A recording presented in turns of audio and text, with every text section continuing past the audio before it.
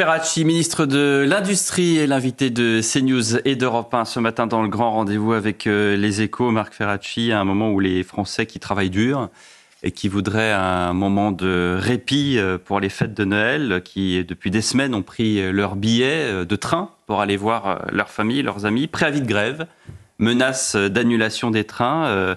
Un sondage CSA pour Europe 1 et CNews dit que 62% des Français estiment qu'il faut interdire la grève dans les transports au moment de Noël. Alors cette fois-ci, est-ce que vous êtes dans les 2 tiers ou dans le tiers restant ?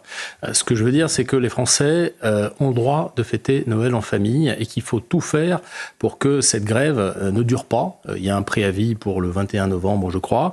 Il faut que cette grève ne dure pas afin que la possibilité de se déplacer sur notre territoire à Noël soit préservée. Maintenant, ce que je veux dire, c'est que on a aujourd'hui un cadre qui est celui du dialogue entre la direction de la SNCF et les syndicats. Je pense qu'il faut laisser ce dialogue se dérouler. Moi, je suis plutôt confiant, je vais vous le dire, sur le fait que les négociations atterrissent. Je pense que notre capacité est celle du président de la SNCF, Monsieur Farandou, a trouvé un point d'atterrissage. Ministre, Monsieur Farandou, un point d'atterrissage. Mettez-vous du côté des Français. Mais je pense qu'il a raison. Il y a une forme de responsabilité à avoir.